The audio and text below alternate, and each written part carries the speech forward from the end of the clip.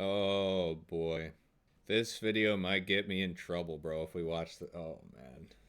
It's how Bungie destroyed its reputation. This was shot in front of a live studio audience at twitch.tv/Sweatcicle. Okay, how about we watch like 5 minutes and see how chat's feeling about that? About it.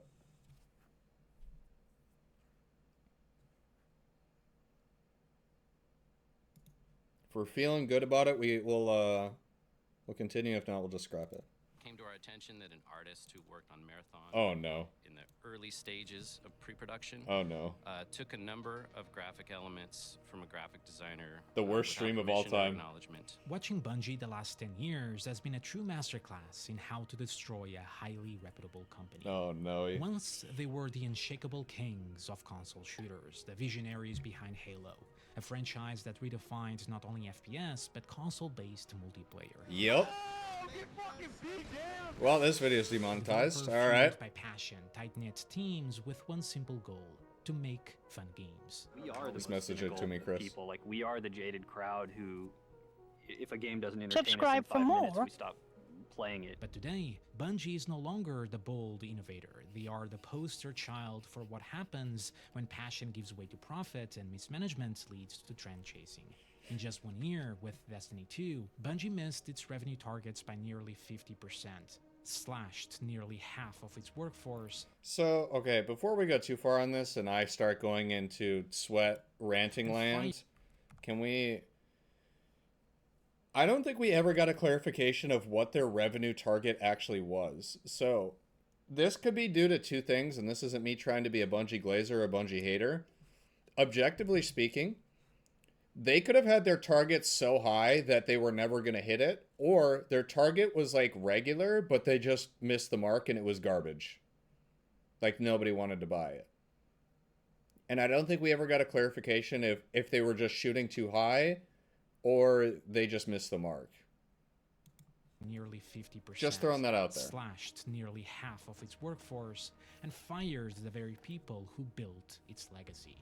And then there's the game that was supposed to... Paul Tassi reported at the time they were shooting too high. I don't believe a thing a game journalist says. There are like one or two game journalists that I believe anything that they say. Bro, game journalism is almost worse, or is like 10 times worse than like grifter YouTubers, bro. Like people that, you know what I'm saying? Like, it's hard to take anything a game journalist says to heart. Save it all. Marathon. Drowning in backlash, delays, in a full-blown identity and morale crisis. With its tombstone already written. Add to that multiple plagiarism lawsuits, accusations of stolen assets, and a toxic workplace so severe. No. Ex-developers have called for the leadership... That's not my progressive company. So what? Happened? How They did would Bungie never. go from revolutionizing console shooters to become a studio so mismanaged, so out of touch, that today the only real trace of its golden era is its logo. But perhaps the real story isn't just about corporate greed. Perhaps no way. It's about who remained at the top and the decisions they made in silence for over a decade. I don't think anybody in this world... Subscribe to gaze upon my most dedicated works of art, displayed live at twitch.tv/sweatypopsicle. Thanks. Being their own worst critic, I think that, I mean, especially when you talk about any creative enterprise, if you somehow believe that what you're doing is the greatest thing ever all the time, it's absolutely not going to be the greatest thing ever. This video draws from a wide range of sources, including articles, community posts, and developer interviews, which are all linked in the description below. In particular, these insider insights were sourced from interviews from former Bungie employees such as Marty O'Donnell, as well as official Bungie documents. Additionally, the video references reporting from Blood, Sweat, and Pixels by Jason Schreier.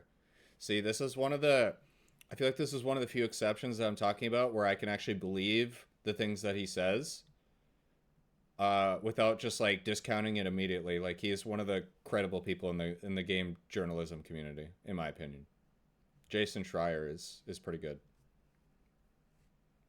None of this would have been possible without the hard work of those journalists, creators, and developers. Full list of sources in the description. Yeah, start independent gaming company. Is there an addendum that says remain independent? Because we should have put that in there. Bungie Studios started properly in 1991. We tried it out and it worked really good. We just kept going.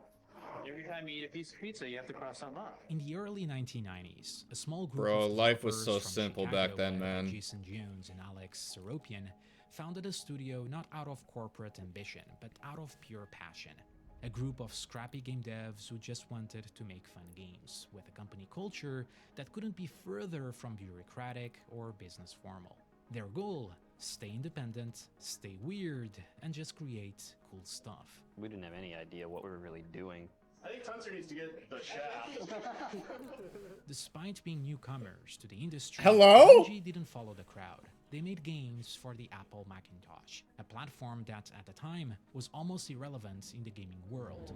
Our Macintosh is here. Their early titles were rough, yet ambitious, like Pathways into Darkness, but it was the Marathon Trilogy, their breakout FPS series, that put Bungie on the map. To some, it was Doom for Mac, but that would be selling it short. While it didn't move millions, it became a cult hit. Praised for its technical innovation and surprisingly developed lore and story told through terminals, while pioneering or popularizing features that would later become FPS staples, like mouse-based free look, dual-wielding weapons, and even an early voice chat functionality in its multiplayer. Marathon helped lay the groundwork for what Bungie would soon perfect, building not just games, but communities. However, they didn't settle into the FPS mold. Myth: The Fallen Lords in 1997 was a real-time tactics game, creating realistic, at least for the time, combat-driven physics and in full 3D. With yet another innovative title, Bungie quickly earns the industry's respect as more than Marty just that O'Donnell. Mac FPS studio. They were learning, sharpening their craft, and in the background, Bungie was getting closer to something bigger, something that would change gaming forever. Ship early next year from Bungie, and this is the first time anybody has ever seen it. It's the first time they've debuted it. And so I'm very happy to welcome on the stage Jason Jones. In 1999, one Jason of the most Jones. respected figures in gaming history would unveil a game that would go on to redefine the entire genre: Steve Jobs. Thanks to Bungie's deep roots with Apple, Jobs was impressed enough to debut their next big project live at Macworld. And on that stage stood Jason Jones, presenting a spiritual successor to Marathon, a revolutionary sci-fi shooter, one with a sprawling world, vehicle combat, and graphics leagues ahead of its time. Oh, man. God, when gaming was good, dude. And playing underneath that demo, a hauntingly beautiful soundtrack composed by Martin O'Donnell and Michael Martin? Salvatore, a piece that would become one of the Wait. most iconic Oh, soundtracks in gaming. damn, he history, dropped the government written name, Martin. specifically for this moment, and Okay. mere hours before the event. I remember Joe coming to me and all he said to me was, "That's it, ancient epic alien." So he just gave me those 3 words. And I thought, okay, well, I'll just try combining something that does that. Came up with the pounding drums, cellos, monks, alien voice, showed it to the He was guys singing, too? on a Monday morning, and then they got on a plane to go to New York and show it at Macworld the next day. An accidental masterpiece that hit exactly the right note. Hype was building fast, but behind that trailer, the game was still a mess and without clear direction. And the team still hadn't nailed down what genre the game even was. We had a huge map for a continuous RPG game, and before that we had an RTS. And then next thing you know, it was a third person, and we were playing it in our office. People probably want to know why we switched from third person to first person. Jason again. Yeah, it's all damn Jason, man. That's what happens when your lead is a crack addict. Oh, dang. Yeah, Halo depended on a lot of that early wandering. Clearly, Bungie's biggest obstacle wasn't creativity or ambition. Okay, It was money good to know. and the brutal risk of staying independent. Despite the success of Myth 2, a catastrophic glitch Yeah, that forced explains a Bungie lot. to recall over 200,000 copies, costing them nearly $1 million and pushing the studio to the brink of bankruptcy. To survive, they sold shares to Take-Two Interactive, but it still wasn't enough. That's when Microsoft enters the picture, Plan B. Bungie's kind of in financial trouble and that they're talking to some people about potentially being acquired. At the time, Does this sound familiar, chat? Microsoft was planning to enter the console war with the upcoming Xbox, and they needed a flagship title. Bungie's mysterious sci-fi shooter was perfect. By 2000, Microsoft had fully acquired Bungie, taking Halo with them, while Bungie's other properties like Myth were sold off to Take-Two. It was the end of Bungie's independence and the start of their legend. History always repeats itself in different ways. There were doubts. Back in the 90s, Microsoft had an evil empire quality to them, and the idea that they were going to Microsoft... Okay, hold on. I need to... What is it? Of their legend. But behind the scenes, there were doubts. Back in the 90s, Microsoft had an evil empire quality to them, and the idea that they were going to Microsoft was, oh no, they're selling out. To fans and developers, Bungie had been the scrappy underdog, the indie darlings from Chicago who wore t-shirts and shorts to meetings. Now they were under Microsoft, a faceless tech giant and across the country. Had they sold out? Greed, pure and simple. Cashed it in, sold our souls. People just couldn't fathom being at Microsoft. We liked being independent and, kind of the man sort of thing. And then now we go to the console, it's like, hey there, man. He's like shaking your hand instead of raising your fist up. Despite the acquisition, Bungie remained fiercely protective of its culture, maintaining their creative control and, above all, continuing to make games they wanted to play. Dude. Does this sound even more familiar now? Being acquired, wanting to maintain creative control. You gotta pull this video up real quick? What, dude?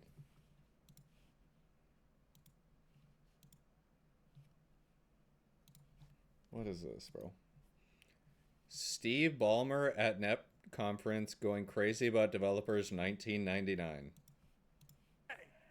So what is the $64,000? Look how sweaty he is, bro. Cow, I'm gonna have to tough it up now. Here we go. What's the $64,000 question for the field? What is the most asked question that I've received this week? What the hell are we supposed to do about .NET, Steve? It's a very good question, and it's got a very, very clear answer. Developers. The key to .NET, the key to industry transformation, the key to success is developers, developers, developers, developers, developers, developers. Developers, developers, developers, developers, developers, developers, developers, developers. Bro, he's sweating in places I didn't even know you could sweat from. How do you sweat from your elbow crease?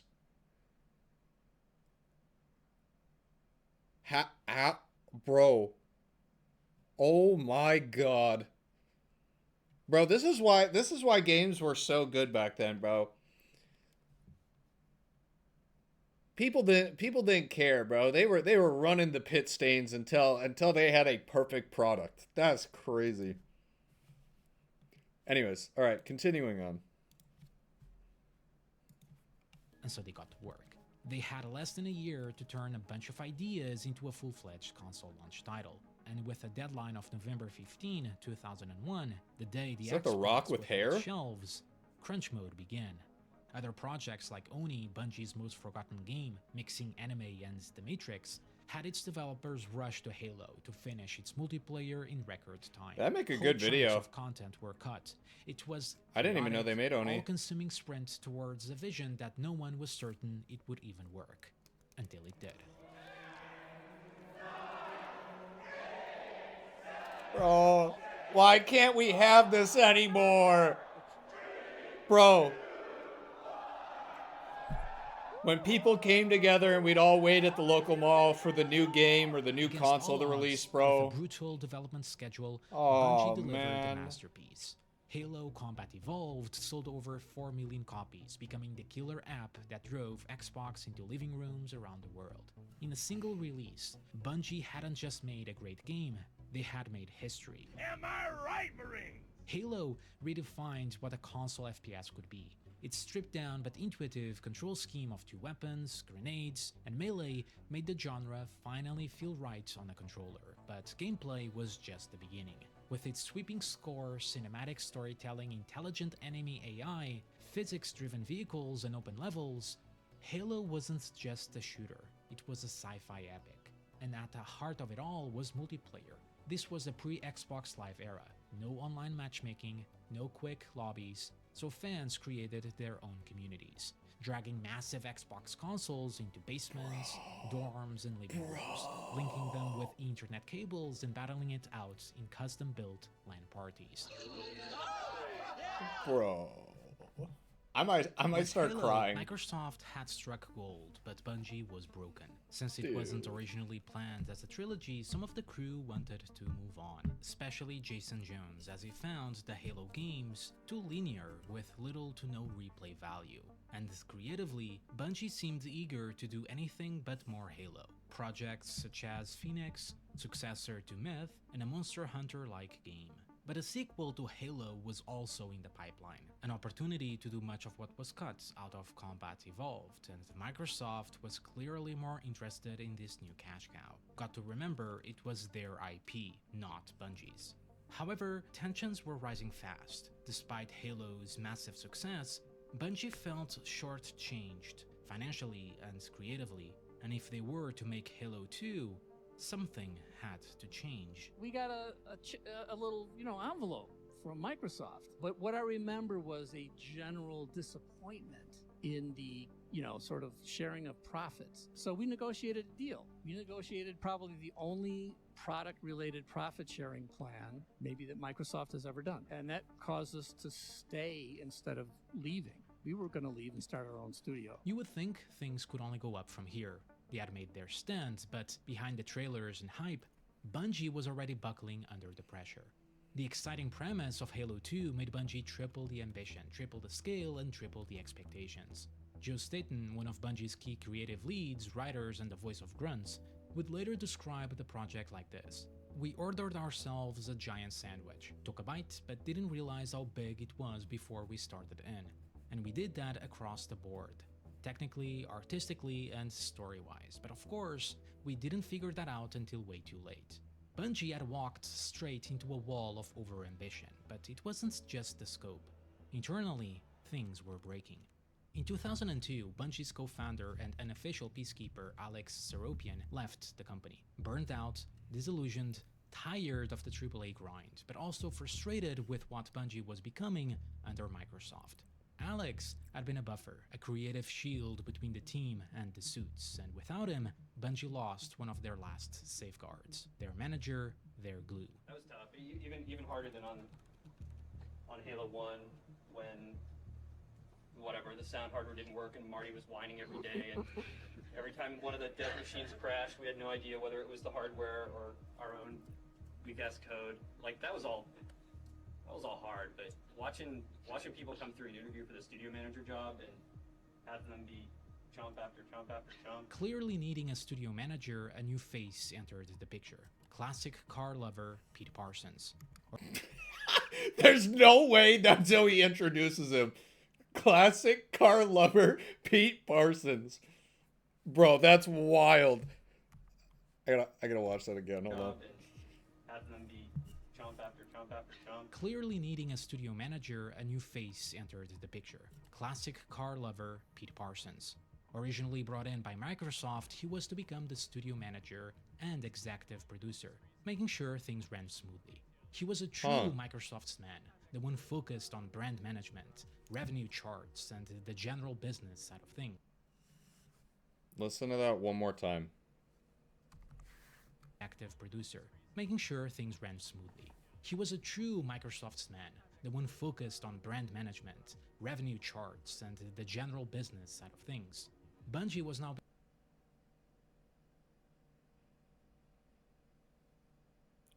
I'll save the rant for later in the video. being asked to deliver Halo 2 in time for the launch of Xbox Live.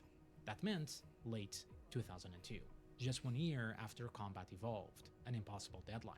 Marty O'Donnell recalled a conversation with Parsons. He told me, You've got to understand that Microsoft has already planned their fiscal year, of which Marty replied, "Fuck the fiscal year." This clash of visions was evident, and Microsoft even put the release to a vote, pushing to ship an unfinished game just to meet marketing timelines. Only one man pushed back. Ed Freeze, VP of Game Publishing and the man who signed Bungie, threatened to resign if they didn't provide the team more time. And it worked. Sort of. He resigned anyway. That's a 6 baller months move. later, knowing their true priorities, which sadly meant Bungie lost another one of their protectors against the corporate goals of Microsoft. And in the end, it wasn't even enough. In-game demo of Halo 2. E3 2003 came, and with it, one of gaming's most infamous vertical slices.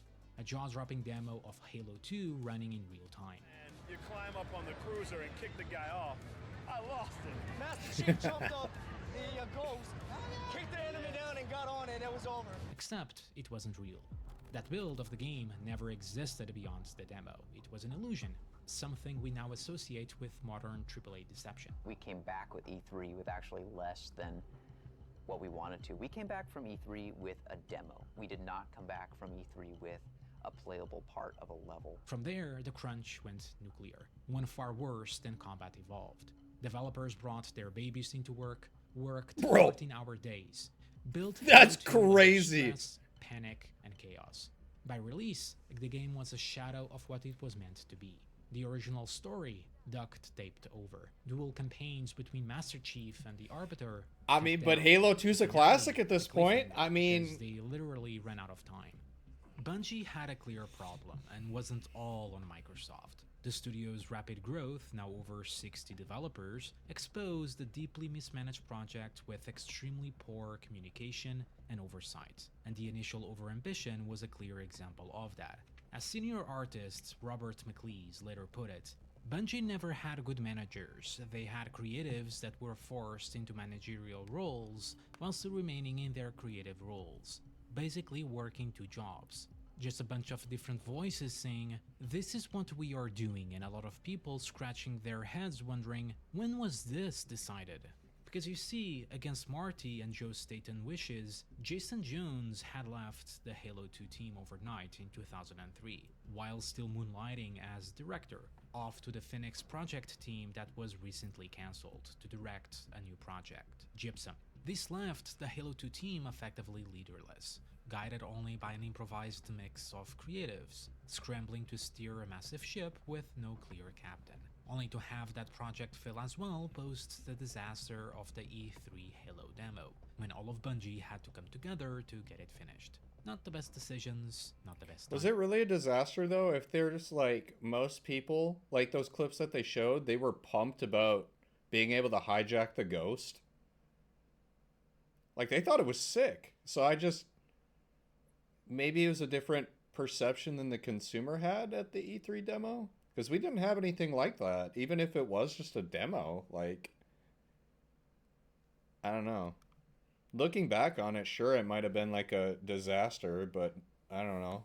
But despite it all, by 2004, I was still a toddler at the time, so I couldn't tell you for sure. Preparing to rewrite retail history. Video game is expected to have bigger first-day revenues than any movie has ever had an opening day at the box office. Biggest retail launch in entertainment. This is crazy, bro.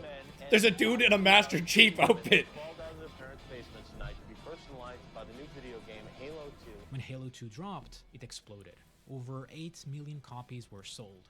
The biggest Xbox game of its generation, and more importantly, it launched. Did I miss Fat Jimmy Kimmel? Oh my god. Video game Halo 2. When Halo 2 dropped, it exploded. Over 8 million copies were sold. Bro. The biggest Xbox game of its generation, and more importantly, it launched Xbox Live into the stratosphere. And with it, the innovative new features we rely on today, like matchmaking and even proximity chat, with the wonders of This game literally revolutionized shooters.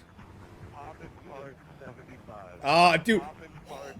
Can we please get open mic back, please? Against all odds, Bungie. Please, bro. But beneath the celebration, Halo 3 would have to bear the weight of everything they had left behind. It's about believing you're the best and that there's nothing that you can't overcome. It's about showing everybody else that you rule the world. But before Is that rare footage of Pete Parsons talking? Nothing that you can't overcome. It's about showing everybody else that you rule the world.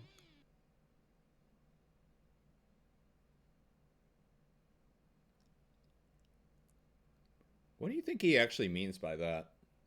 Like, you could sit back, you could sit and look at it after, like, all the different news. Potatoes, Mr. Screamer. Next to the 54 Tier 3 Undead. You could sit back and, like, after all the news, look at this and take, like, a negative connotation. But, like, I wonder if that's how he meant it back then. Like, is this an ego trip way, like, 20-something years ago? He doesn't rule the world, but he sure does rule the car dealership. It's the same thing. But before development even kicked off, it's crazy. Jason Jones was gone.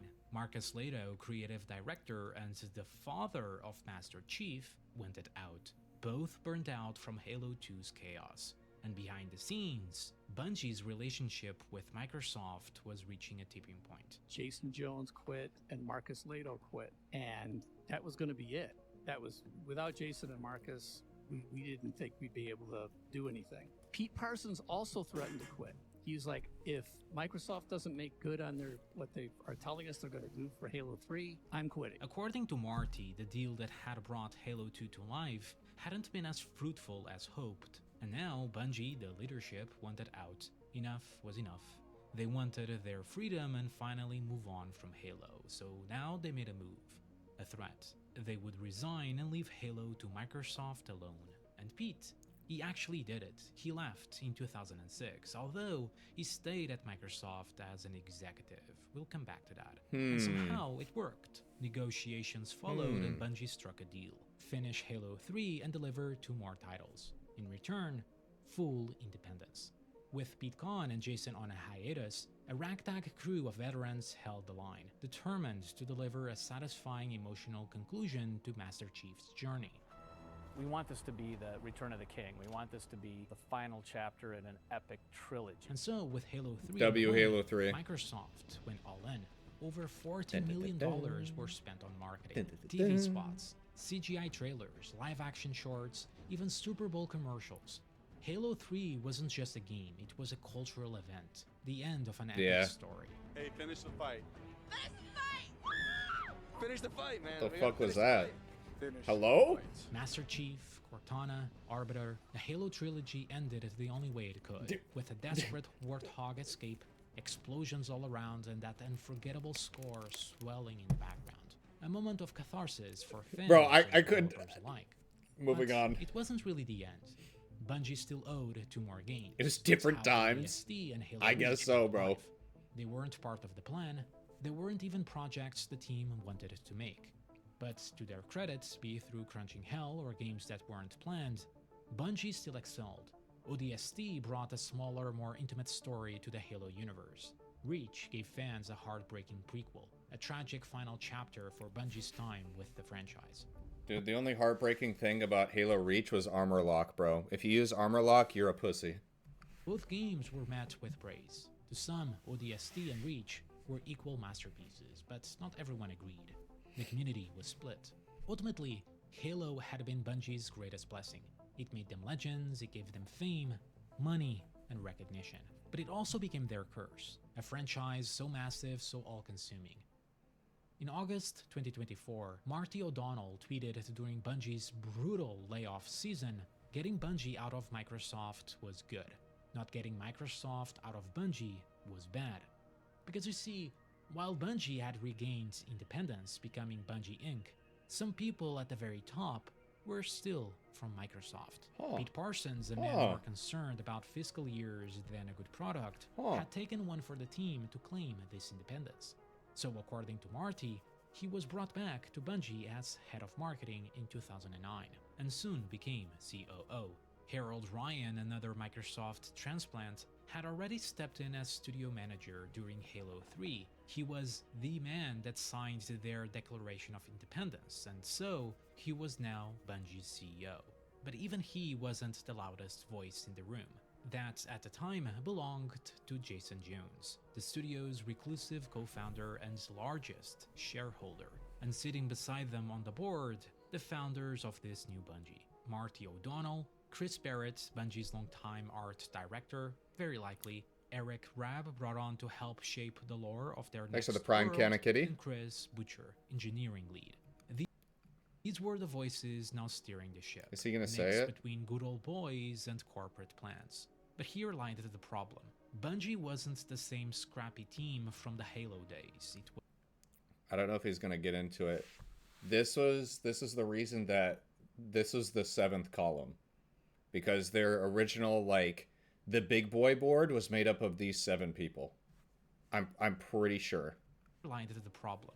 Bungie wasn't the same scrappy team from the Halo days. It was now a massive, sprawling studio with hundreds of developers. And those old management problems? They weren't about to fix themselves, and behind the scenes, Pete Parsons was climbing fast, acquiring more and more influence. So when Jason Jones finally returned, optimistic for Bungie's future, the reality was not much was going to change. Talking to a publisher a couple months ago, and they asked what I wanted, and I just want them to get out of our way and let us make a game.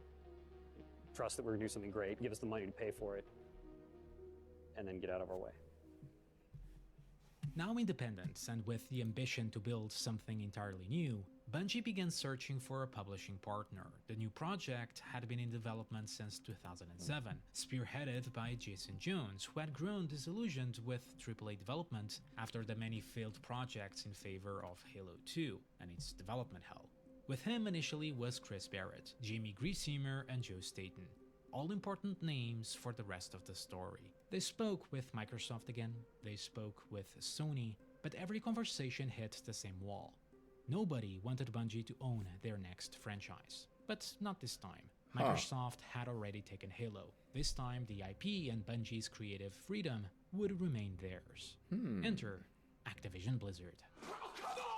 In 2010, Bungie announced a 10-year publishing deal with Activision. The same Activision led by everyone's favorite CEO, Bobby Kotick. Oh boy. Kotick proudly proclaimed that they were investing $500 million into Bungie's new franchise. Not just on development, but marketing, infrastructure, backhand services, global reach. It was one of the biggest bets the industry had ever seen, and Bungie wasn't shy either.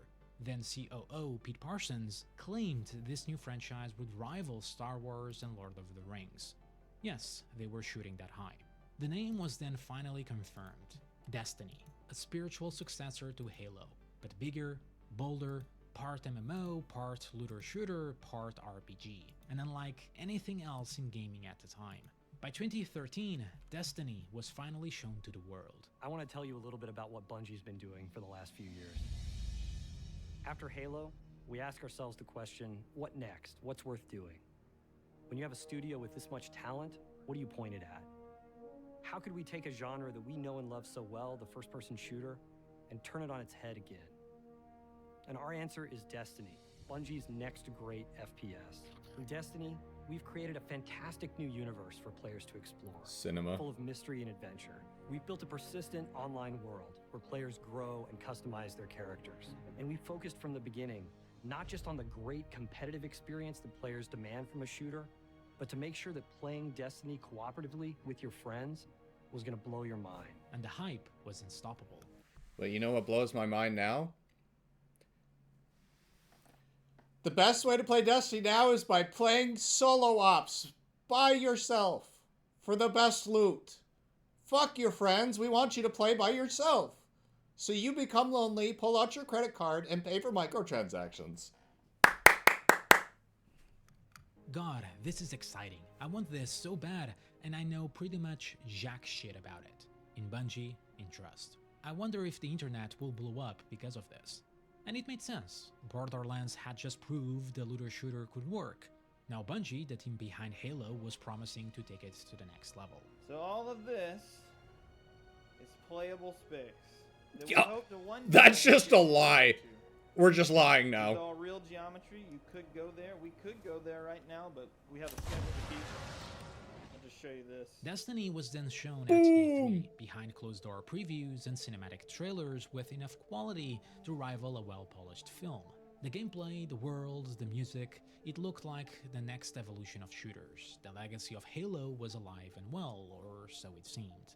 If you paid close attention or played Destiny at launch, you would notice something strange. Those early demos, they barely resembled the final game. I can't believe this demo had more story in it than the actual game did. Looking at this old test gameplay, it makes me think that this looks better than what we have now. This looks 10 times better than the Destiny that we got. So what happened? Well, to no surprise, Bungie was in classic development hell.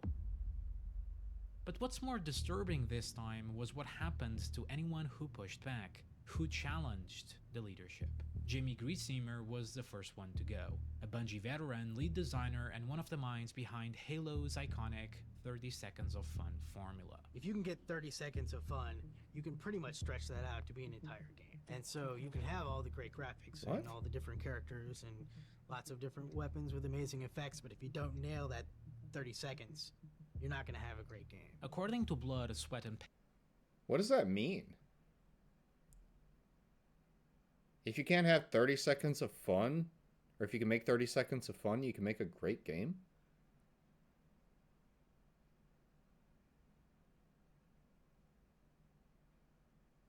If you aren't intrigued enough to play 30 seconds, nothing else in the game matters.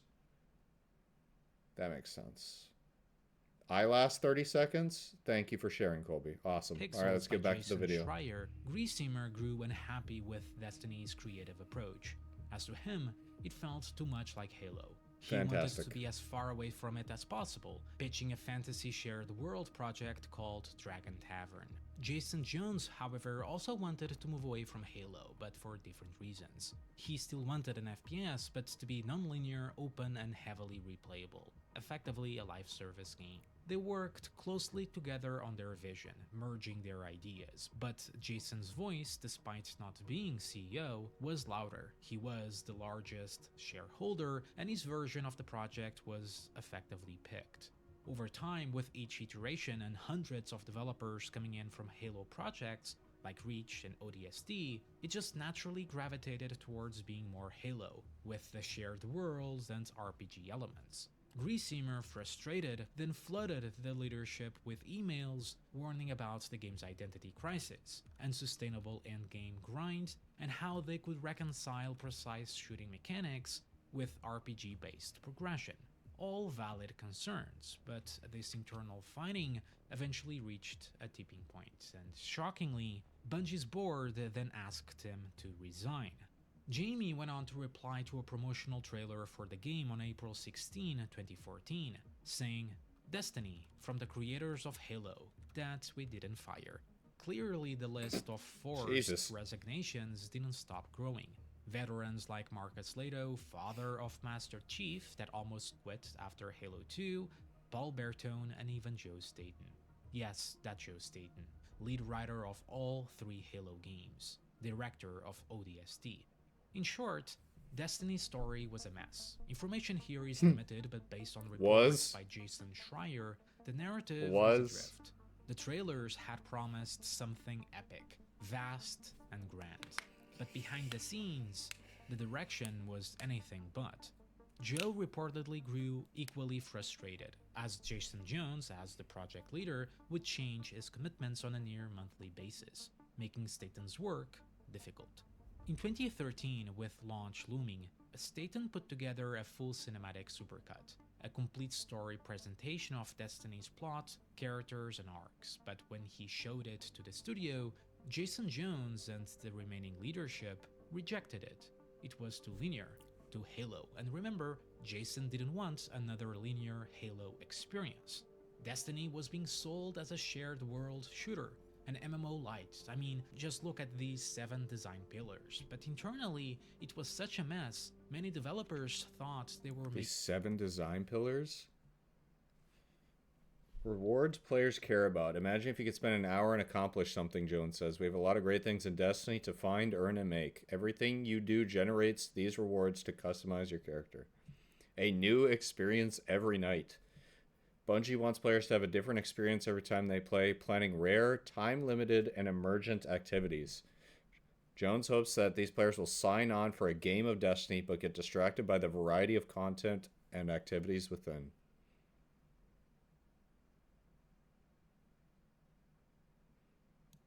Pillars, but internally it was such a mess. Many developers thought they were making Halo 4 and others effectively World of Warcraft. A bunch of great ideas that are all siloed off and none of them actually complementing each other.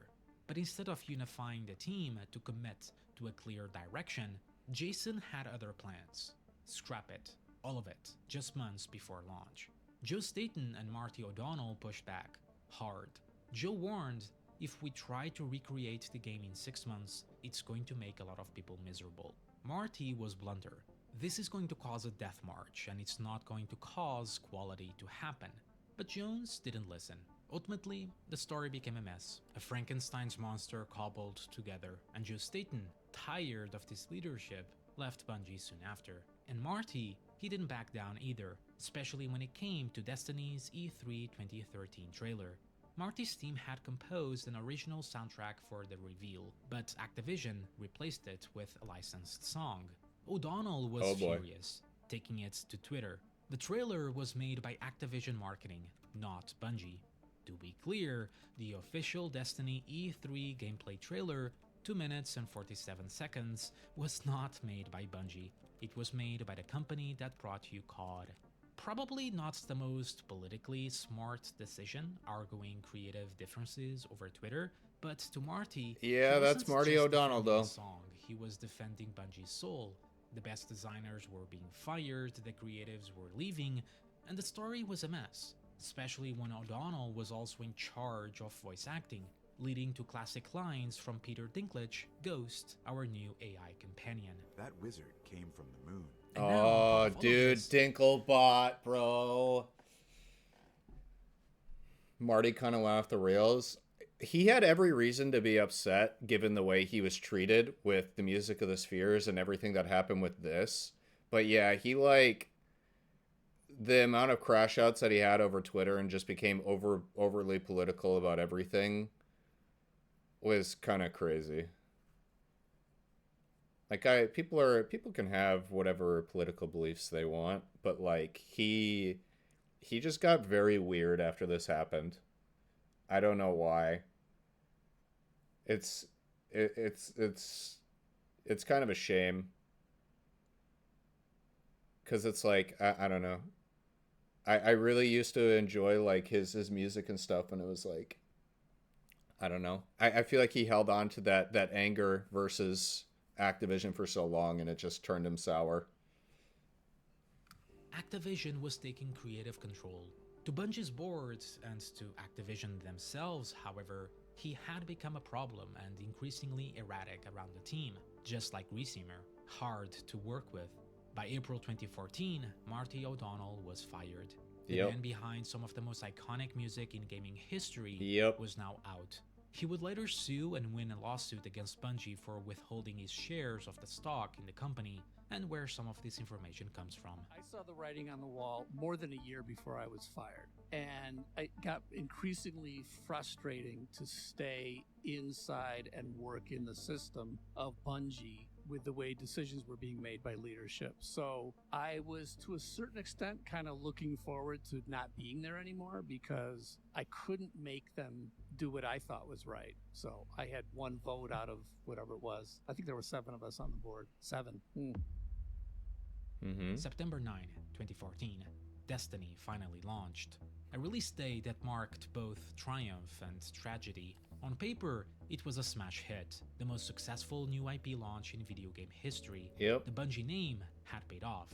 $500 million in revenue in one single day. That's but nuts. When players finally got their hands on it, the core gunplay and gameplay was excellent, but everything else was a mirror of everything that went wrong with development, contradicting all of their promises. The epic story summed up in one line. I don't even have time to explain what I don't have time to explain. Lore entries locked behind a website. There is kind of a story. There's deeper explanation of what's So going on true, in bro. certain things in the game in the form of these little grimoires that you find. But don't get too excited. You can't read them in game. You have to go to Bungie.net, create an account, link your account, and then you can read them on there. Just have them in game. Why can't I read them in the game? To repetitive and unrewarding gameplay. And then they put them in the game in D2 and nobody reads them. Grind. Every single mission is exactly the same thing. Let me clarify. Most people don't read them. Walk here, defend evil Cirque. To missing content and endgame progression that was all grind. Yeah, everybody watches Bife read them. Talk about how getting to level 20 is just the beginning all the good shit is past level 20 is bullshit. It's more farming and grinding. Because of course, they sold you expansion passes, promising more content. But to their credit, Bungie listened. 1 year later, they released The Taken King, a massive expansion that reworked almost every major system in the game. Story, loot, progression, all improved. Player sentiment shifted, and Destiny exploded in popularity, hitting new records as fans dove back in, itching for that looter-shooter grind. And through its turbulent launch and gradual redemption, Destiny was no longer just a game. It was a platform, one designed for ongoing updates, recurring DLC, and an in-game store called Eververse, microtransactions. At first, it was small, just emotes, then loot boxes, then armor sets. The frog was slowly boiling. Now you may ask, why? Greed? Well, yes, but Activision wanted frequent content releases. It was part of the 10-year deal. Developers reported that Eververse was a solution that helped Bungie fund large expansions like Taken King without needing constant $20 DLC packs that launch between the major expansions, resulting in smoother development. A solution that came at a cost.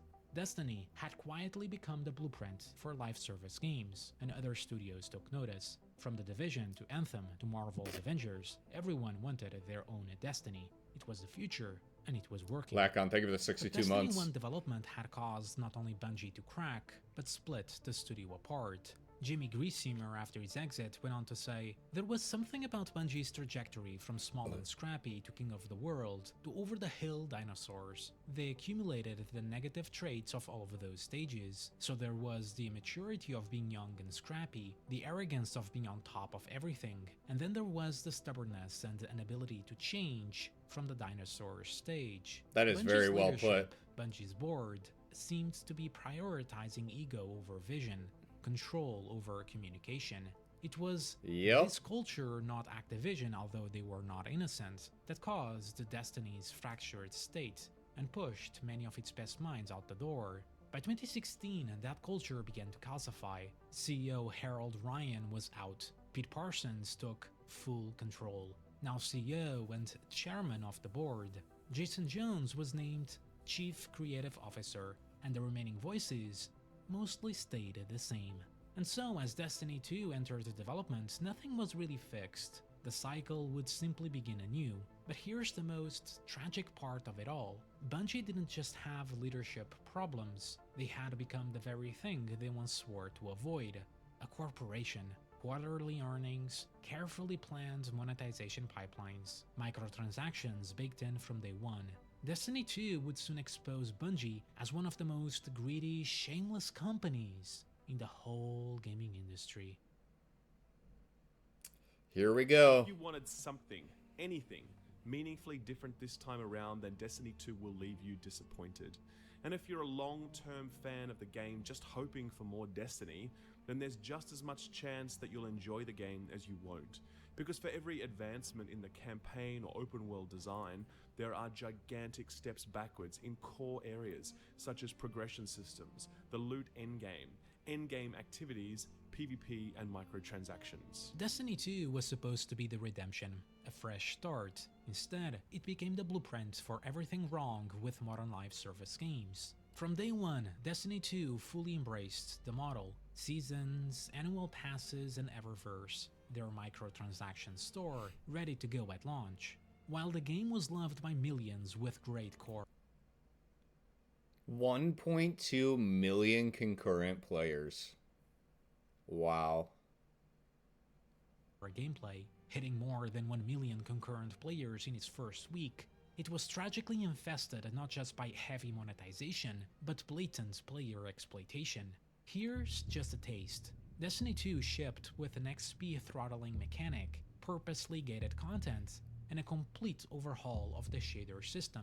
Destiny's core mechanic. A lot of people did not know about this. We talked about this last week.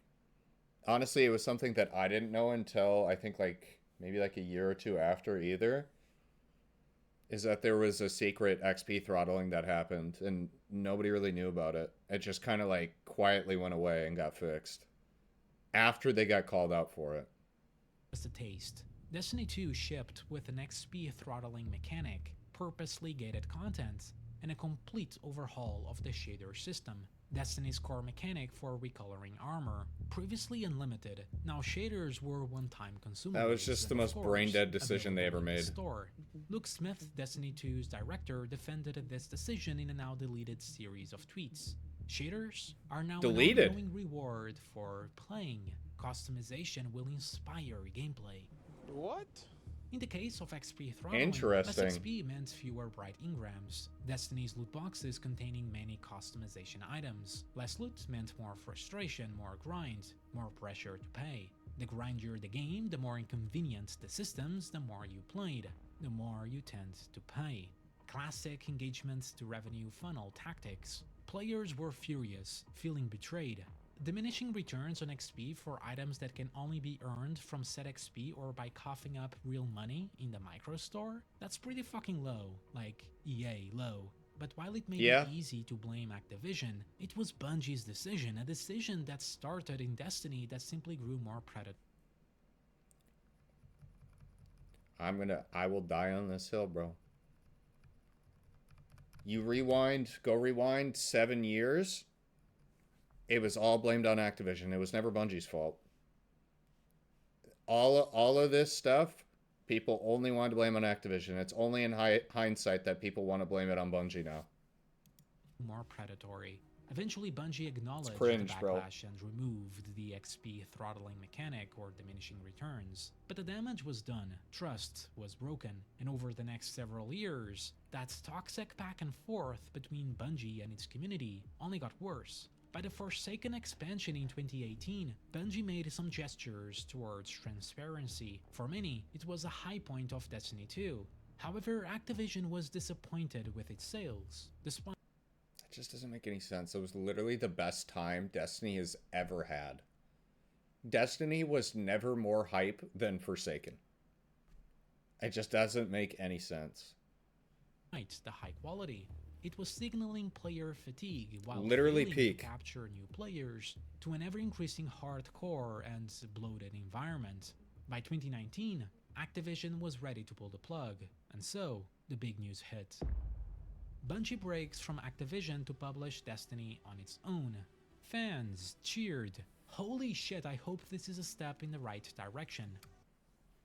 Oh my god. I'm glad we pulled up the receipts on the Glazers, bro. It's one thing to be hopeful. I think that is perfectly reasonable and fine. But, God, these aged like milk, bro. It went sour real quick. Dear Lord, did Christmas come again? Bungie is free. Yeah. It got better. Yeah. It got worse. Yep. Much worse.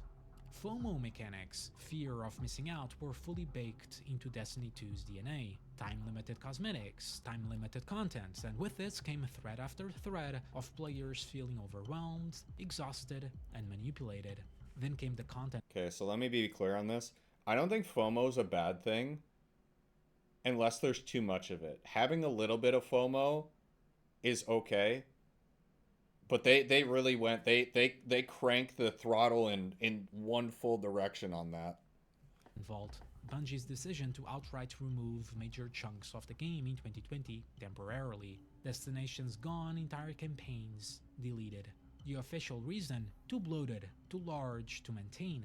A fair point for a game not planning a sequel, but the ethics of it were still very shady. Bro, I think we need to rename this the DCA, bro. The Destiny Content Abyss. Because that shit is not a vault. Nothing has come out of there. I'm trying to think of anything that has come out of the vault. I don't count D1 things. I'm talking about D2 things that were put away. I'm trying to think of literally anything that has come back out of the vault. Besides a few weapons that got reskinned. Yeah, Sloan. Sloan came back. Wow. Thrilling. 0 Hour and Whisper were probably the two best things that they pulled out of there. And probably the only two notable things that they pulled out of there. Removing content that you already paid for. It wasn't right, regardless of the reasons. Plus, indirectly, it was exactly the same tactics as the Eververse store, pushing players to new, paid content. There was no excuse for any of this. There was no evil publisher forcing Bungie. They had hundreds to thousands of developers, yet nothing changed. To everyone's surprise, Activision itself had dropped a bombshell. Post their split in a public earnings call, they admitted Destiny 2 was not meeting our financial expectations. Activision knew better. They knew the mess that was Bungie, and they escaped a sinking ship. But Bungie kept sailing, and to their credit, in time, things seemed to improve. We had good moments. Destiny went free-to-play and was added to Steam, hoping to hook new players into their Thanks for the Prime Viking monetized ecosystem. And it worked. The COVID boom between 2020 and 2022 brought in a wave of new players and revenue. Bungie started to then dream big, really big. It all came clear in an interview and a press release. Bungie effectively wanted to become the next Riot Games, another live service titan. They were preparing new projects and teams. Incubations, Pete Parsons called them. They weren't just running Destiny anymore. They were preparing an empire, but behind that same growing empire, a ticking time bomb. In 2021, allegations began surfacing about Bungie's internal work culture: toxicity, discrimination, crunch, harassment. Pete Parsons issued a public letter promising diversity, inclusion, and reform.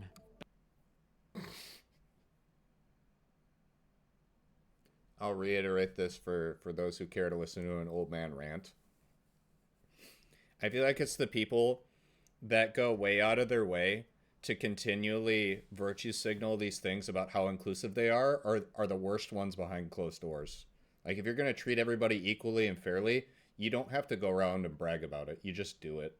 It's that simple. But people love to get behind this kind of stuff on Twitter. And it just like... It's just like, I feel like people have no expectation of reality, bro. And this is coming from someone... I haven't worked at a big corporate company like this, but like... From all the stories and stuff that I've read, I just feel like you could see it from a mile away. If you actually, like, tried to take in the whole picture, you know? I just... the stuff like this just gets me riled up. It shouldn't, but it's like, dude, I just don't understand. It just continues to happen, and then we just push it under the carpet, and then another one of these comes out, like, every other year, you know? But as time went on, it became clear the leadership and management was worse than anyone had thought. In 2022, a new announcement: Bungie was acquired by Sony for $3.7 billion. Sony, eager to break into the live service genre, needed infrastructure, tools, and teams. With Destiny, other planned games, and a decade of back-end infrastructure, was the perfect buy. But why would Bungie accept it? After all, this was Bungie, the studio that had screamed for independence at every turn. The studio that literally fought tooth and nail to escape Microsoft. So why the pivot? Well, because the deal wasn't about growth, it was about survival. In 2023, Destiny hit yet another low with Lightfall, an expansion so poorly received. Bungie publicly apologized. "We know we have lost a lot of your trust. Destiny needs to surprise and delight. We haven't done this enough, and that's going to change. Player hours were down, revenue was 45% below projections, and the writing was on the wall. Layoffs hit, 8% of the company, over 100 people. Bonuses cut, benefits removed, even legendary composer Michael Salvatore, Marty O'Donnell's longtime creative partner, was let go. And then came the real scandal. Reports surfaced that, allegedly, Bungie had overstated its financial health before the Sony acquisition, where former workers claimed had they not been acquired, insolvency was looming. The next quote comes from a GameFile reporting. I think Sony overpaid for Bungie, one of the former insiders said. You don't I think Bungie really. sold You things think? they were just not able to deliver. Bro, if I'm getting approached by a big company, if I own a company, if I'm getting approached by a company that wants to buy me out, of course I'm gonna make myself look the best possible. I'm gonna weasel my way and say every little thing to make me worth more. That's just what they're gonna do. That's literally just Corpo 101. It's like I get the business decision, but like obviously they overpaid. I don't think that's breaking news.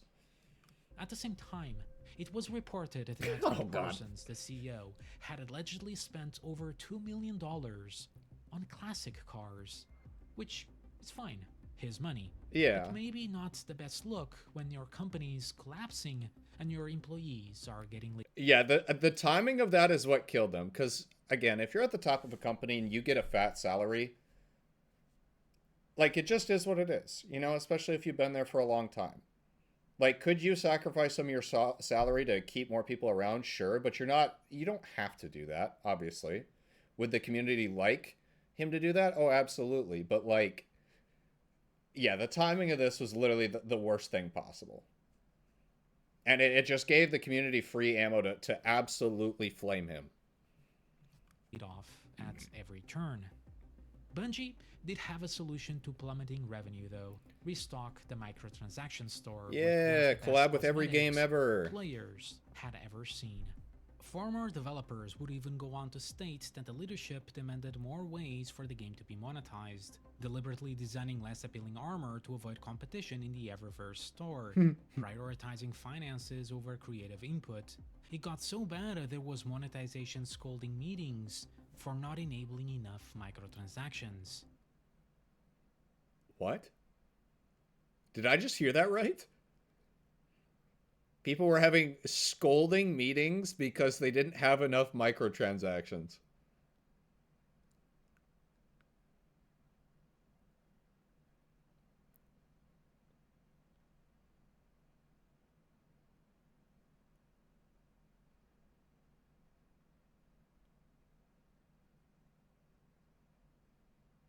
Well, I know about the Trials armor thing, but like, this makes it sound like there's more to that. If that doesn't scream corporate rot, That's crazy. What does? Actually, I do have something better. The quote that summed it all up.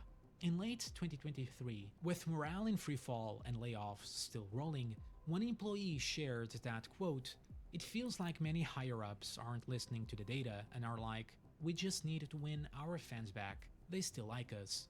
They still like us." No, they like the game. They don't like you.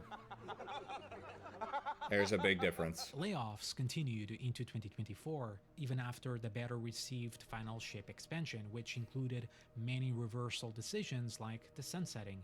Former General Counsel Don McCowan stated that it was good that Sony was inflicting some discipline and forcing them, Bungie, to fix things that were wrong with the game, blasting the leadership and, more curiously, their egos. But it was too late. Veterans and directors like Luke Smith were laid off, 220 people gone, and hundreds more, nearly 12%, were reassigned to other Sony studios.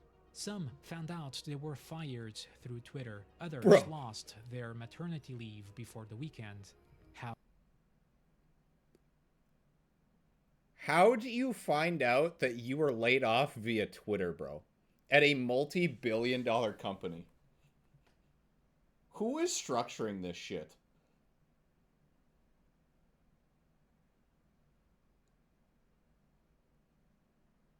Literally, how is that even possible, bro? Chat, stop saying double kill, bro. Shut up, bro.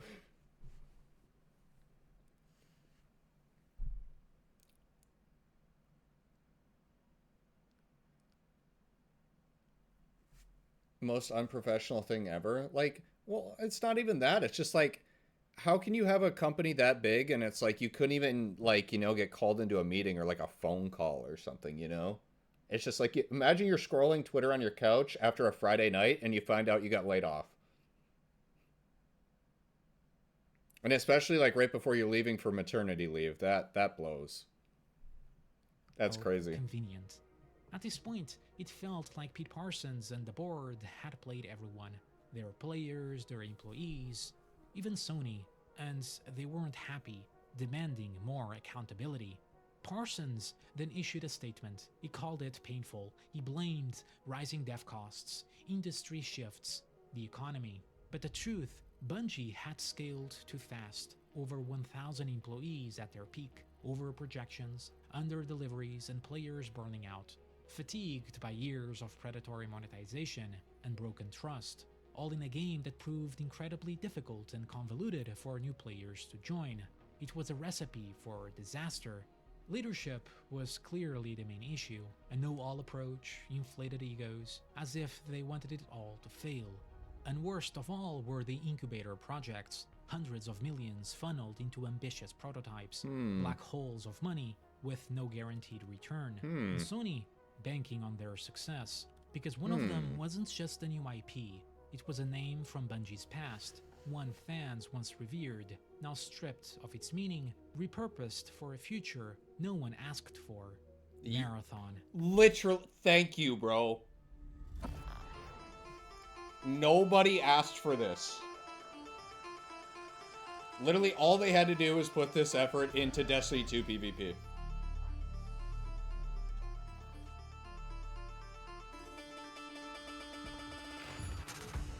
Initially, Marathon pulled huge excitement. Tens of millions watched. From the creators not of real, Halo though. and Destiny comes a new sci-fi PvP extraction shooter.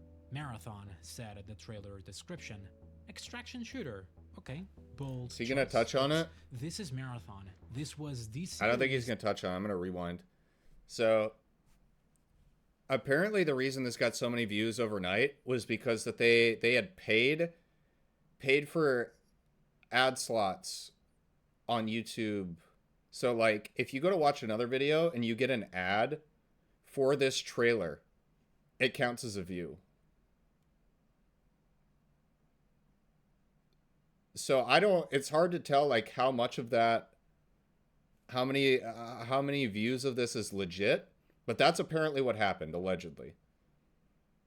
Because for them to drop like a new game trailer and get 22 million views overnight, or like, well, I think it was like 15 million if I'm remembering correctly, is insane. No game does that.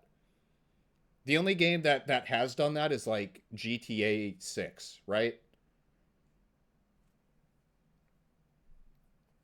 Okay, bold choice, but this is Marathon. This was the series that really started Bungie, the franchise that directly inspired Halo, from Master Chief to Cortana to the art style, all of it originated with Marathon. In some ways, this felt like Bungie going back to their roots. And then, April 12, 2025, gameplay reveal. Oh boy. Dude, that like to dislike ratio, oh my god.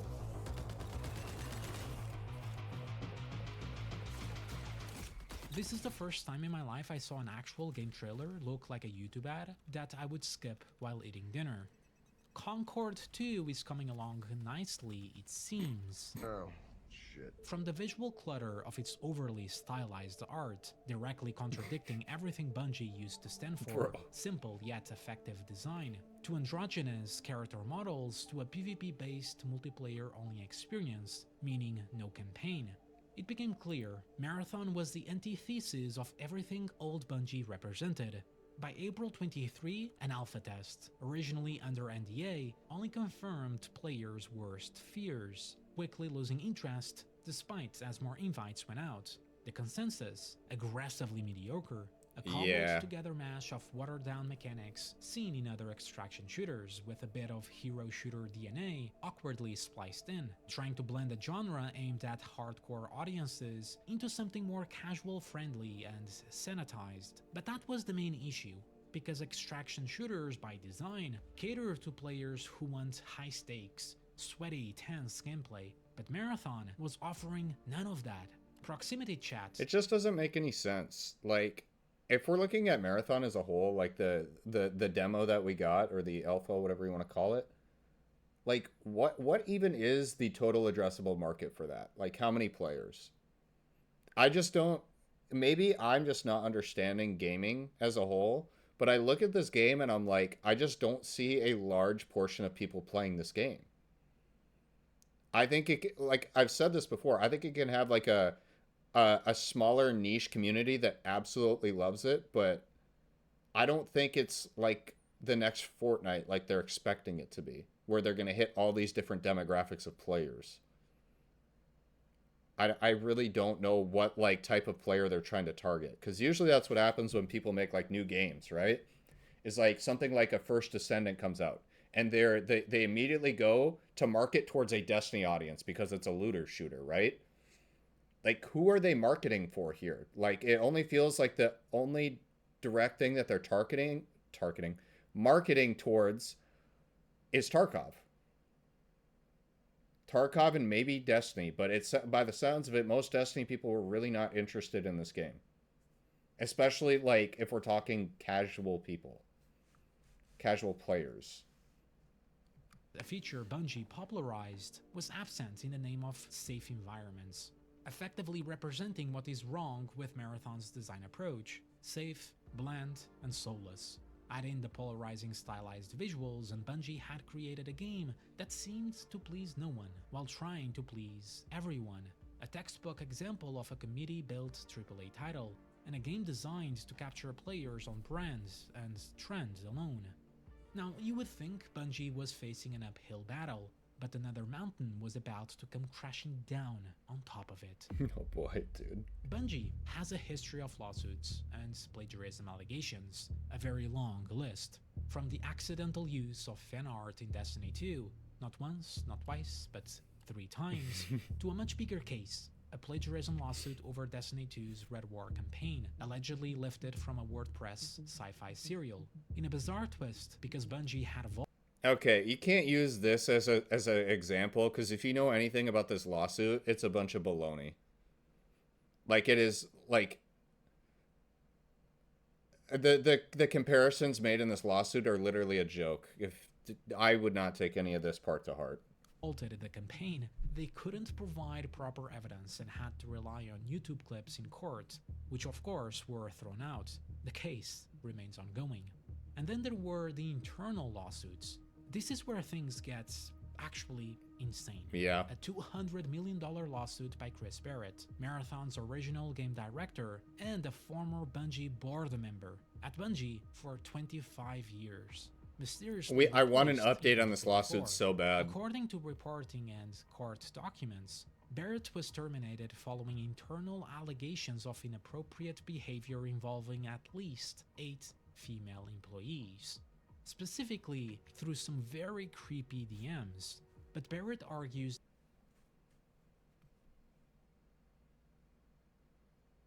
Ask me anything. I can see you wearing double horns. I have so many crazy stories. I'm sure you have a few. Crying, laughing emoji.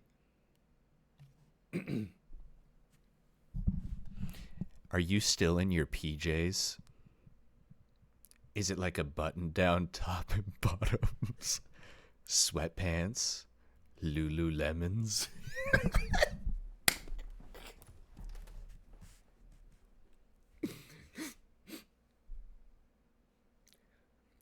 Why are you not the queen of the entire world? You can be my queen. that he was wrongfully terminated, and that Bungie, Sony, is also revoking his founder shares upon termination, the same type of equity shares Marty O'Donnell had once fought for in court. reportedly valued at $45 million. Barrett, in turn, claims he was made a scapegoat, not just for Bungie's underperformance, but for much deeper misconduct inside the company. In court filings, he alleged that the still active company founder routinely made remarks such as, quote, "A woman's place is barefoot and pregnant." The lawsuit also accuses a very senior executive of attending meetings while intoxicated and engaging in sexual conduct at Bungie-sponsored events. And perhaps... But it's okay, guys. Guys, a year before this, Pete Parsons wrote up this big article how Bungie's going to be better, okay? I'm sure this can't be true. Guys, this is 2025. My big corpo company is progressive and they would never do anything wrong. Because they said so. So it has to be true. They said so on their website. Perhaps the most disturbing allegation that one employee had repeatedly exposed himself in the office, pressing against a glass window overlooking the entire studio floor.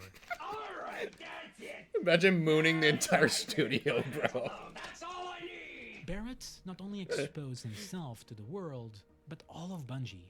The case remains ongoing. Yeah, he said, if Bungie, I'm going down, you're going down with me. Layoffs and collapsing morale. This lawsuit cracked open a far uglier picture of its internal culture. Thanks for the 20 months racing. More chaotic than anyone imagined. And somehow, things were only about to get worse, at least more publicly. May 15, 2025. When was the last... An artist known as... Okay, before we get here, when was the last time we got an update on the Chris Barrett lawsuit? Let me see. Looks like February. Dude, it's been like almost 6 months. We got to be having something soon, right? We need an update. Oh, thank God, chat. I have new, fresh news hot off the press. Just in. Cracker Barrel officially drops plans for new logo following the backlash. We're so back, dude. Thank God. Bullying does work. Material came forward, claiming that many assets shown in the marathon reveal had been directly lifted from her 2017 designs. And it wasn't subtle. In fact, it was so bad that some images still showed the anti-real tag clearly visible inside of the game. And the kicker, Marathon's own art director actively followed anti-real on social media. A day later, Bungie issued a statement. They admitted to the mistake yet again, but tried to downplay it, avoiding official accounts, instead communicating through the dev account with only 11,000 followers, promising to conduct a review, and then came the live stream. To our attention that an artist who worked... This is the most awkward stream of all time. This takes the cake, bro. This one by far takes the cake. Out of any stream that's ever happened on Twitch for awkward,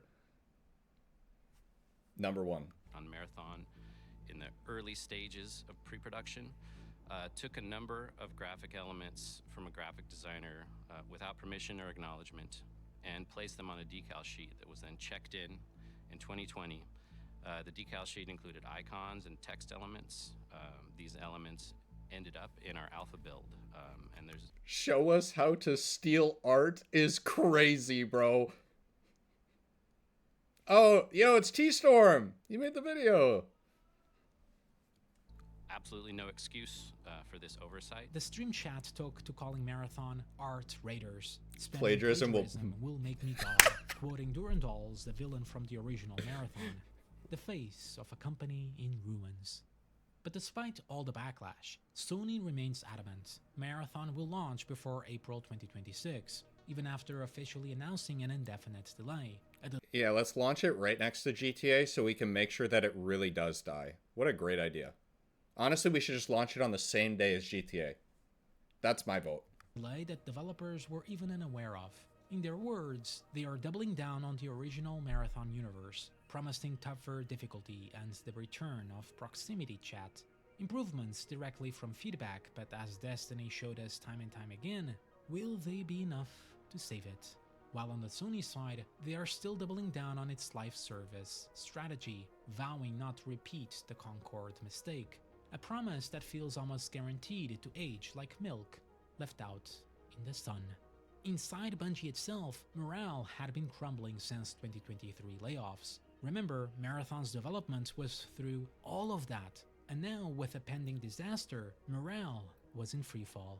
Bungie spent the last decade taking all the classic corporate out-of-touch textbook greedy boxes, and now they were trend chasing, pouring millions into perhaps the worst possible genre they could have chosen: extraction shooters, a genre they would never be able to recoup the alleged $300 million budget Marathon has cost to produce. Jesus You can only Christ! Really be innovative when you do. Okay, so I just thought about this. Why did they not just like, okay, first of all, if we just took all that, put it into Destiny, and then just let NetEase do the mobile game, bro, they're gonna hit most of the markets. That's where the money's really gonna come from, is from hitting like the Asian gaming markets through Destiny Rising.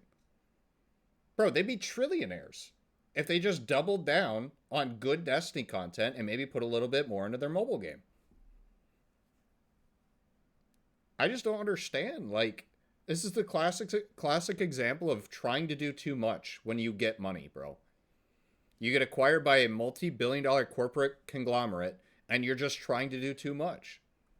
Stuff that's crazy, and you take risks, and you do things wrong. It's not even a risk. It's just stupid. It's a stupid decision. It's not a risk. If you're doing something that do not call it a risk. Are sure is going to work out perfectly. You're not really going to do anything very interesting. I know this is old reference, but here's like the thing to conclude this story. Making games is an incredibly difficult task, and Bungie always had a leadership problem, especially after Alex Seropian's departure. Just have to look at Halo 2, buried in mismanagement, and from there, nearly every single title they have produced was built through development hell and crunch. For years, it was easy for fans to point fingers. Well, if we're just gonna keep it a buck, you can't make a game that is mega successful or has a cult-like following or becomes a classic without having some sort of hellish crunch. It doesn't happen. Name one game. Actually, no. Okay, I'm wrong on that.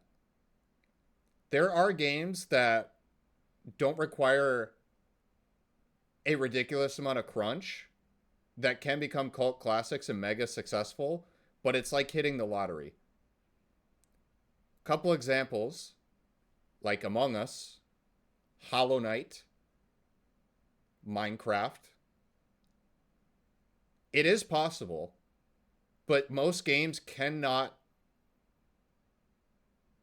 operate that way in the current environment because it's basically just a lottery ticket. How many little indie games that are the equivalent of to like Hollow Knight have come out in the past decade that like just nobody's heard of and just immediately flopped?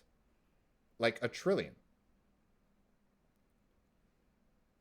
Like you're way better off just investing money and doing like real crunch to get a good financial result than you are than to take it nice and slow and easy and make sure everything's super polished and... Well, they have one here and they're killing it a bit more every single day. Okay, that's a crazy first time chat. Bro, Destiny is not a... I'm assuming you're referring to Destiny. Destiny was not something that was built on a low budget. It was built on crunch. I mean, that's what we've been listening to the past 58 minutes.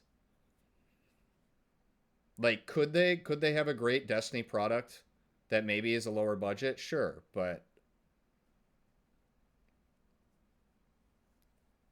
it's just way more likely to succeed if you dump a lot of time and money into it. That just is what it is. First Microsoft, then Activision. But when Bungie went independent and then sold off to Sony, the excuses ran out. Fans were disillusioned, and this time, they blamed Bungie itself. No matter the publisher, the issues were the same. Yep. Because those issues weren't just external, but also internal. Pete Parsons, the corporate plant, you could say, still Bungie's CEO, still making the calls, still not stepping aside. It's really funny because like 2 or 3 weeks after this video came out, obviously we just learned that he retired. I think he was forced out of the company, but he's gone now. So surely things will change. Surely. A simple, clear, identifiable issue. The man you can attribute the studio's recent direction, especially post Destiny 2 and all of its monetization tactics, and the incubation projects, and of course, the layoffs. But the issue never was just Pete Parsons, and the reality seems far more complicated than just one bad guy or just one bad studio or a bad publisher. Over the years, Bungie's board and other creative leads underwent many shakeups, especially during the Sony acquisition. But there's two names that always stayed the same: Pete Parsons and the elusive Jason Jones. Quiet, reserved, always in the background. Once a powerful voice at Bungie, and one key figure behind the studio's ambitious and catastrophic incubation projects, like Marathon. According to Paul Tassi at Forbes, developers warned the leadership for years about the lack of PvE in Marathon, the exact same kind of communication problem that crippled Destiny and even Halo. Marathon 2 went through its own development hell, and just like Destiny, concerns were ignored. Tassi also reports that Marathon was originally pitched to the leadership in 2020, well before the Sony acquisition, as a PvP-only extraction shooter inspired by Tarkov, pitched by, as he put it, a good old boy in Bungie's leadership, and who so happens to be Chief Creative Officer in 2020 and front-running incubation projects, Jason Jones.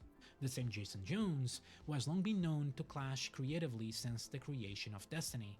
The same Jason Jones who in 2021 became Chief Vision Officer, tasked with, quote, help Bungie's top creative leadership unlock their full potential at the company. What the fuck does that even mean?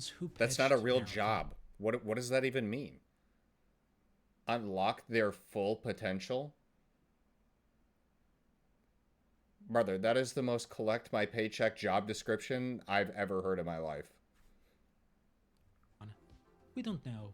Maybe it could have been someone else, like Chris Barrett, the original director of Marathon, another longtime Bungie lead, another good old boy, the one that perhaps didn't listen to those concerns. And after his exit, Joe Ziegler, the former Valorant director, stepped in, under the supervision of Jason Jones. But regardless of who did what, here's the facts that matter. Those leaders with massive bloated egos, the board, for more than a decade, exploited their developers, exploited their players, and exploited Bungie's name until it meant almost nothing, completely blind to their own flaws. From the communication breakdowns to the lack of clear creative direction, even the repeated art plagiarisms and all the misconducts and the internal culture, all of it stems from one place: leadership, their decisions, their lack of oversight, their arrogance. Leadership matters. They play a very critical role. They steer the ship, settle disputes, and point developers in a unified direction. And the devs under them, the most talented that we attribute to the creation of Destiny and Halo, many of them left because no matter how talented you are, you can't outrun bad management forever, especially as projects and the studio grew larger and more complex. And that was Bungie's final blow. The bigger they got, the worse it became. Today, the Bungie that exists, it's not Bungie anymore. It's the classic Ship of Theseus paradox. Replace enough pieces and eventually what remains is something else entirely. A tragic ending for a studio that once overflowed with ideas, talent, and heart, and now the studio that literally revolutionized online shooters. So mismanaged, so out of touch, it's the perfect culmination of what Bungie has become. An empty logo. But I want to leave you with this. No matter who you blame, Pete Parsons, the leadership, Jason Jones, Bungie did what few studios ever managed to do. They created memories, they built worlds, they shaped entire generations of gamers, and changed the gaming industry for better or worse.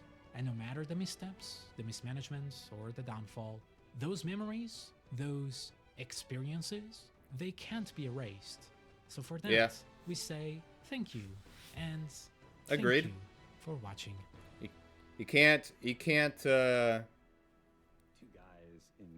front of me were talking, you know, at first about college. Like they were older, but they'd obviously like gone to college together, and I think they worked together. And at some point, they started talking about Halo, and I think it was Halo 2 for them. And they weren't really talking about how much Halo meant to them. They were talking about, and they weren't really talking about how much they meant to each other, but that's what they were doing, is they were sharing those stories of, you know, where they were and what they were doing and how they were feeling. And, you know, that moment, you know, that's like still keeping me going. I mean, that might fuel me for the rest of my life. And it's not the only time that's happened, but you get a few of those, and, you know, that's all I want. It's just people sharing memories in an experience that, you know, wouldn't have existed without, you know, you bleeding buckets of blood into the, you know, whatever code or design or something like that. That's what, yeah, two people having an experience that they wouldn't have had, you know, if you hadn't created, yeah, what you created. Like that's, I don't know, that's what matters. That's what matters to me. I mean, he gets it, though.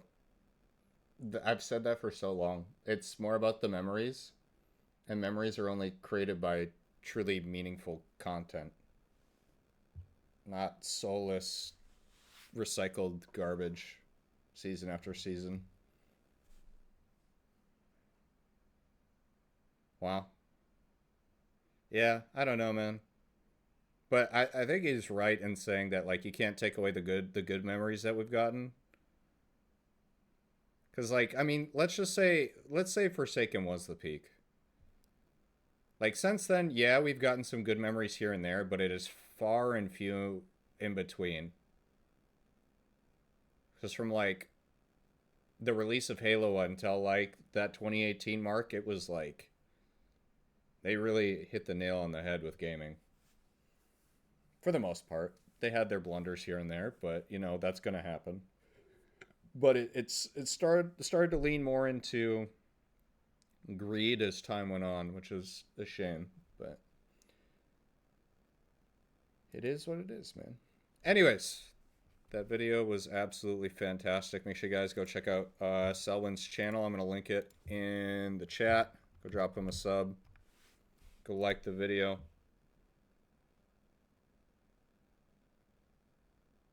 Yeah, that was a really good video.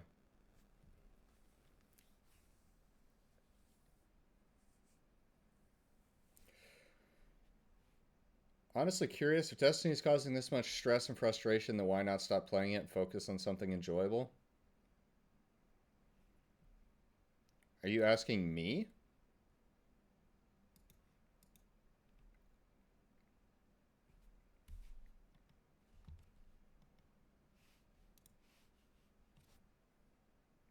Or are you saying players in general?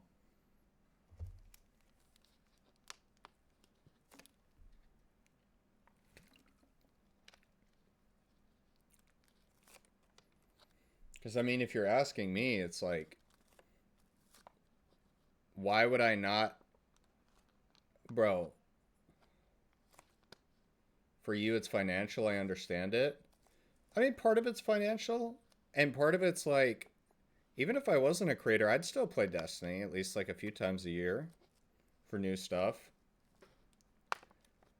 It's more about like knowing what the true potential of something could be, but they just don't capitalize on it, and it's frustrating.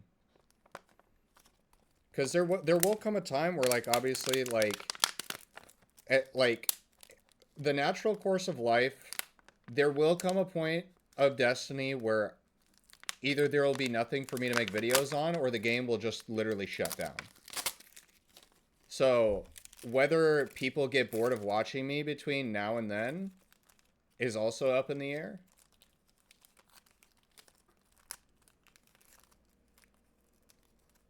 So I don't know. Part of it's like I try to just enjoy the things that I can do. I can't sit and do. Bro, I used to, like, during the COVID times, I'd sit and log on every day for 8 hours and just play strikes and talk to chat. I can't do that anymore, bro. And chat doesn't want to watch that anymore. Like, I'm doing some other stuff, but I still very much enjoy Destiny in the ways that I get to, as far as video creation is concerned.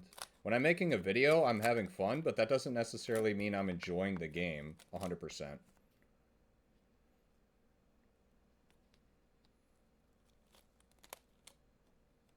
You can't fully love a game, you know? There are going to be parts that you don't like. I'm just trying to do the parts that I enjoy. Because I know if I just force myself to play, I will become even more sour than I already am now in my old age, so.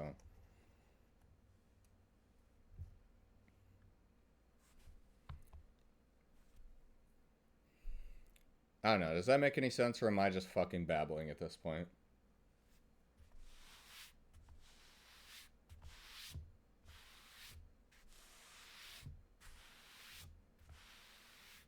Drop, I'll fucking permaban you.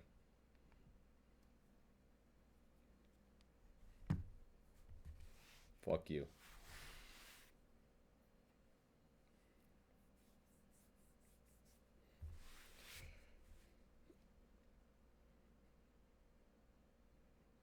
It's such a jackass, bro.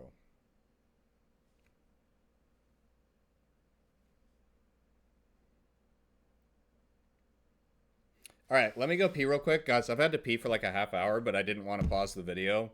I might actually piss myself if I don't go now.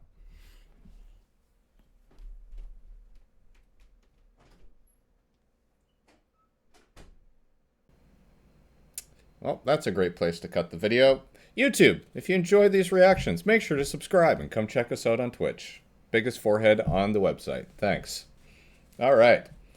Great reaction. Fantastic.